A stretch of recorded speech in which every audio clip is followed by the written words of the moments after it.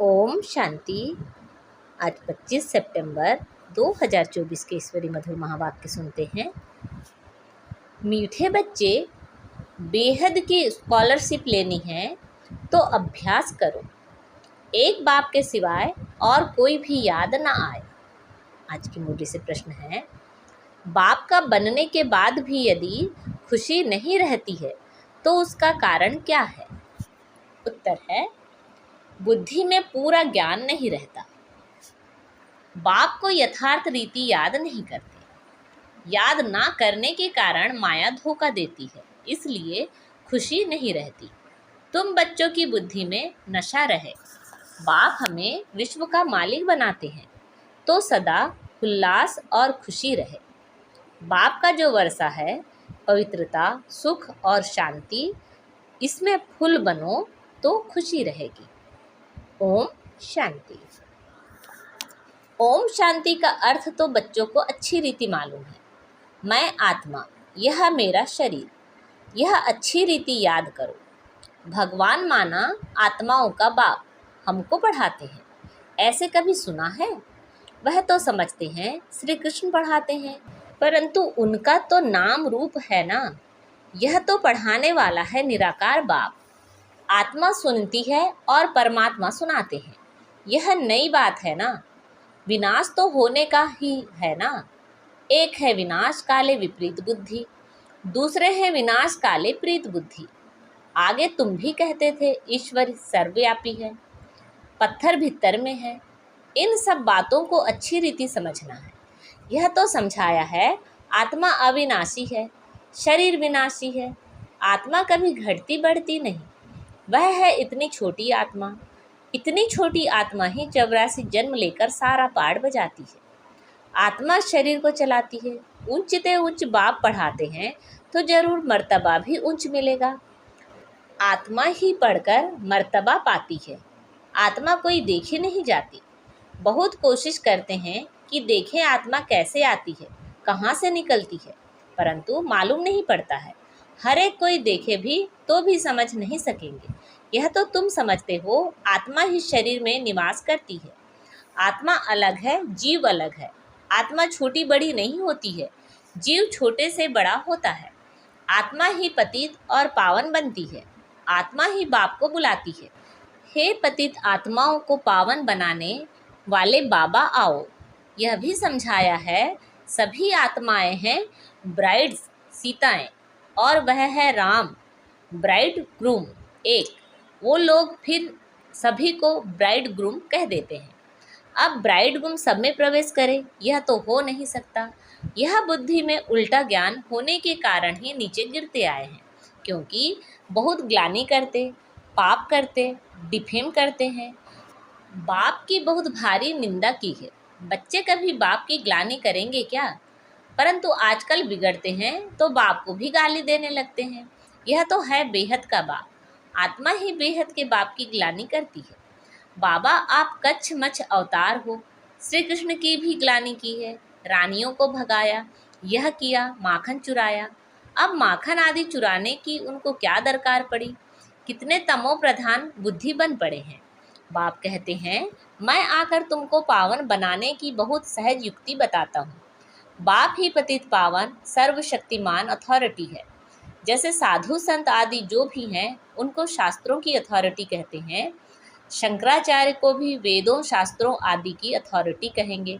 उनका कितना भपका होता है। शिवाचार्य का तो कोई भपका नहीं, उनके साथ कोई पलटन नहीं। यह तो बैठ सभी वेदों शास्त्रों का सार सुनाते हैं। अगर शिव बाबा भपका दिखाए तो पहले इनका ब्रह्मा का भी भपका चाहिए, परंतु नहीं।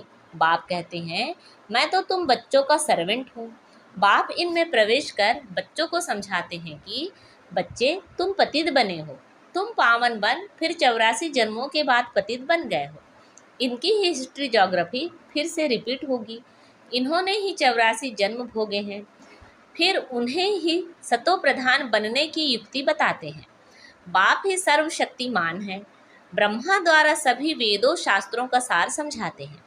चित्रों में ब्रह्मा को शास्त्र दिखाते हैं, परंतु वास्तव में शास्त्रों आदि की बात है नहीं।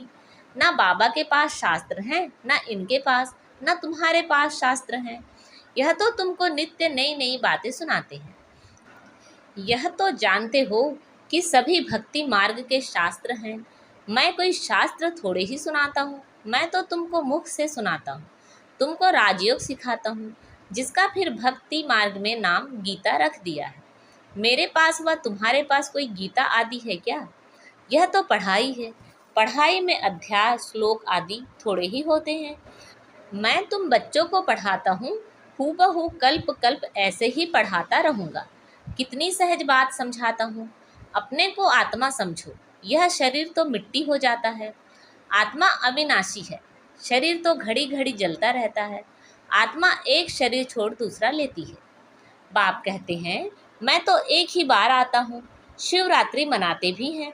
वास्तव में होना चाहिए शिव जयंती, परंतु जयंती कहने से माता के गर्भ से जन्म हो जाता है, इसलिए शिवरात्रि कह देते हैं। द्वापर कलयुग की रात्रि में मेरे को ढूंढते हैं, कहते हैं सर्वव्यापी है, तो तेरे में भी है ना। फिर धक्के क्यों खाते हो? एकदम जैसे देवता से आसुरी संप्रदाय के बन जाते हैं। देवताएं कभी शराब पीते हैं क्या? वही आत्माएं फिर गिरी हैं तो शराब आदि पीने लग पड़ती हैं।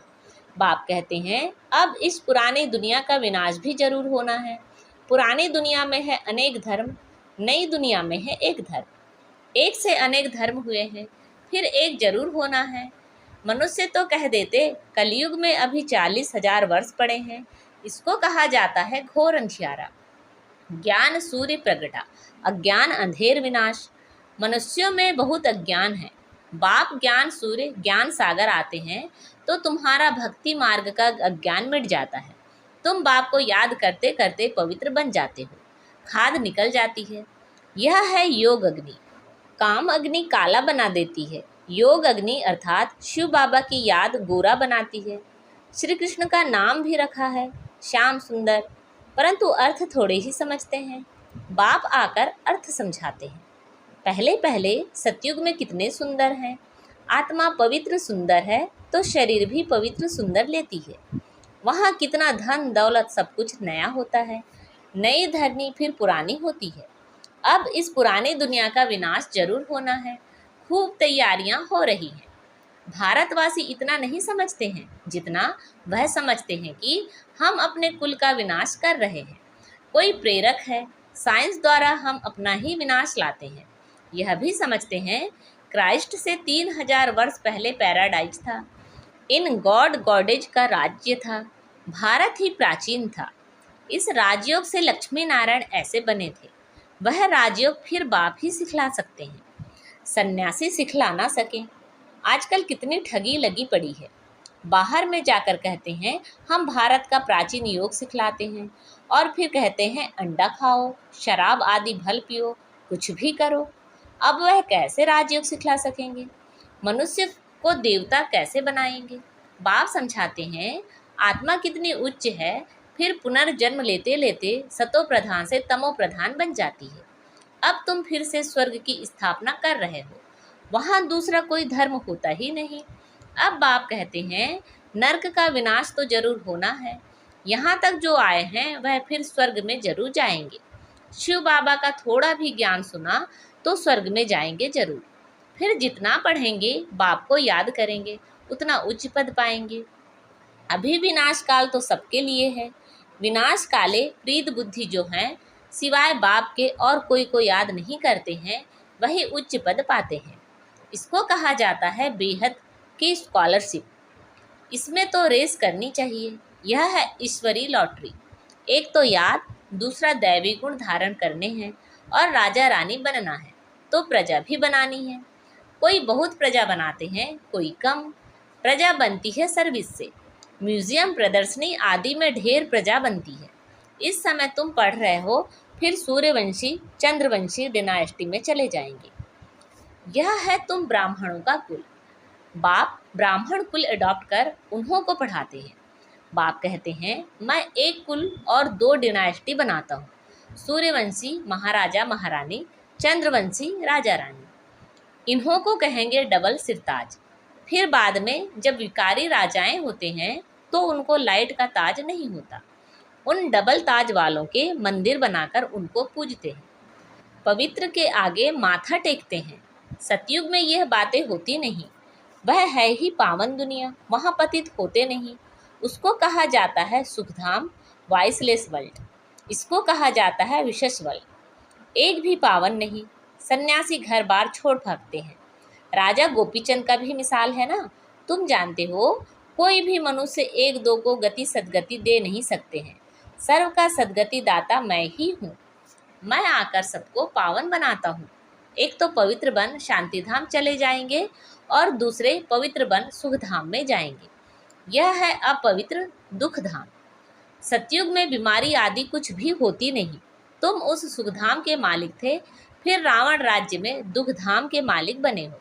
बाप कहते हैं, कल्प कल्प तुम मेरी श्रीमत पर स्वर्ग स्थापन करते हो, नई दुनिया का राज्य लेते हो, फिर पतित नरकवासी बनते हो। देवताएं ही फिर विकारी बन जाते हैं, वाम मार्ग में गिरते हैं। मीठे मीठे बच्चों को बाप ने आकर परिचय दिया है कि मैं एक ही बार पुरुषोत्तम संगम युग पर आता हूँ। मैं युगे युगे तो आता ही नहीं हूँ, कल्प के संगम युगे आता हूँ, ना कि युगे युगे। कल्प के संगम पर क्यों आता हूँ? क्योंकि नर्क को स्वर्ग बनाता हूँ। हर 5000 वर्ष बाद आता हूँ। कई बच्चे लिखते हैं, बाबा हमको खुशी नहीं रहती है, उल्लास नहीं रहता है। अरे बाप तुमको विश्व का मालिक बनाते हैं, ऐसे बाप को याद कर तुमको खुशी नहीं रहती है। तुम पूरा याद नहीं करते हो तब खुशी नहीं ठहरती है। पति को याद करते खुशी होती है, जो पतित बनाते हैं, और बाप जो डबल सिरताज बनाते हैं उनको याद करके खुशी नहीं होती है। बाप के बच्चे बने हो फिर भी कहते हो खुशी नहीं। पूरा ज्ञान बुद्धि में नहीं है। याद नहीं करते हो इसलिए माया धोखा देती है। बच्चों को कितना अच्छी रीति समझाते हैं, कल्प कल्प समझाते हैं। आत्माएं जो पत्थर बुद्धि बन पड़ी है उनको पारस बुद्धि बनाता हूँ। नॉलेजफुल बाप ही आकर नॉलेज देते हैं।